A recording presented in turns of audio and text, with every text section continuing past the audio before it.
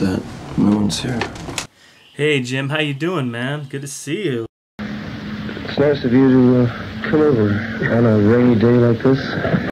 Man, it's so nice of you to allow me to come over and have this non-linear conversation about your life and times with the Doors, man. It's exciting. I didn't even know where to begin with the questions, but I guess there's one thing that really appealed to me, and I was wondering if maybe you can elaborate on the first time you experienced death at around the age of 5. Let's talk about something light. All right, cool. All right, well, let's talk about your career as a rock and roll musician. How did you become a member of the Doors? Well, initially, I didn't start out to be a member of a band. I wanted to make films and write plays, books. And so when I found myself in a band, I wanted to bring some of those ideas into it. We never really did too much with it, though. We joke around about it a lot. It's a funny thing. I've noticed that when people are joking, they're usually dead serious. And when they're dead serious, it's usually pretty funny. So I think anything you say means exactly what you say and its opposite. Man, I can dig it. So Jim, take me back to how you became a member of the Doors. Living down at the beach in abject poverty. And just kind of, for no reason at all, I started writing some songs. They just kind of popped into my head. And I ran into Ray. I showed him some of the songs and said, hey, get a band together. So we did.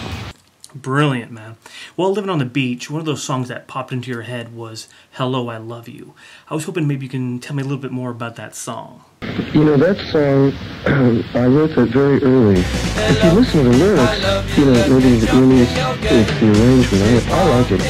Hello, I love you, won't you tell me your name? Hello, I love you, let me jump in your game. She's walking down the street, blind to every eye she meets. Do you think you'll be the guy to make the queen of the angels sign? Forget the rest of it. Do you hope to pluck this dusky jewel? Oh, do you hope to pluck this dusky jewel? I wouldn't say that's such a bad lyric. Not at all, man. Hey Jim, can you tell me the positive aspect of having a rock and roll reputation?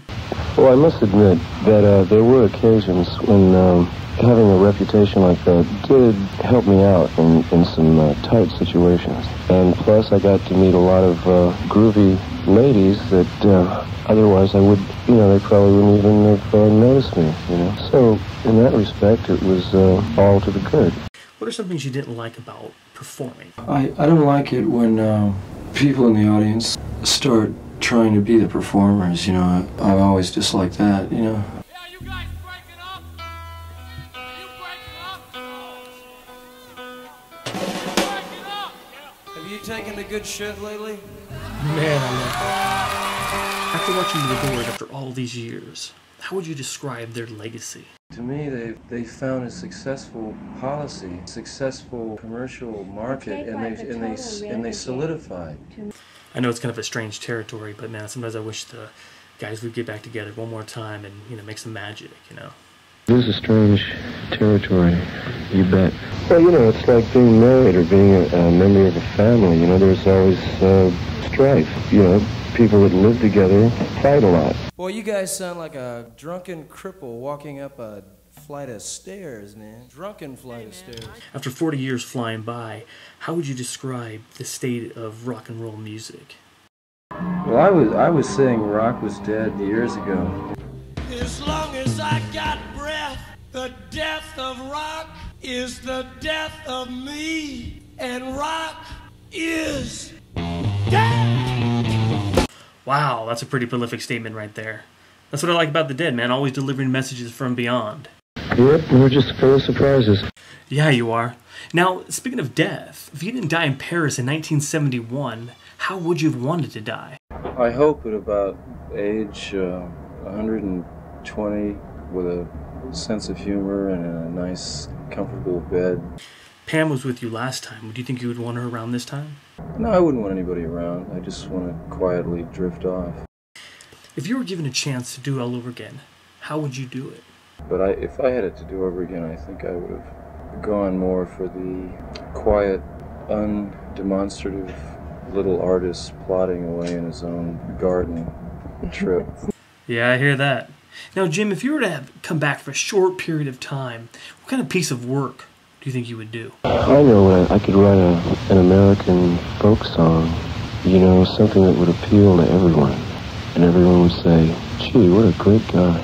I put a lot of American eagles in it, and sagebrush, timber, boulders, rivers, mountains, prairies. Man, I dig on that. What do you think of yourself as a human being? I think of myself as an intelligent, sensitive human being with the soul of a clown, which always forces me to blow it at the most important moments. Jim, besides being a member of the Doors and a brilliant poet, one thing that really drew me to you was your desire to make films. I was hoping you maybe elaborate a little bit about your film career. I guess that's what I've always really wanted to do, even more than being in a band, was to work in films. I think in art, but especially in films, people are trying to confirm their own existence. Somehow they seem more real. Somehow things seem more real if they can be photographed and, you know, if you can create a semblance of life on a screen. Brilliant, man. How would you describe the Doors movie Feast of Friends? The film Feast of Friends was a poetic 40-minute documentary on a rock and roll band traveling around the state. about a year, and then we cut a film out of it. It's up in San Francisco for another film festival, this Feast of Friends is film. It was an audience that consisted mainly of young people, way under 30. You know, hip young people, street people. And they booed the film. Really? Well, what about Highway? Was that entered in any film festivals? Highway was entered in the San Francisco Film Festival, but it was rejected for whatever reason. What? They booed Feast of Friends and rejected Highway? Damn, I find that kind of surprising for San Francisco. Why do you think they would do that? I think they were probably reacting to personalities rather than a film. So speaking of Highway, why don't you break it down a little bit for me? But it's a 50-minute film. It's 35mm and some color. And it's too long for a short to play with another feature, and it's not a feature itself. 50 minutes. So it's an awkward length. I don't know.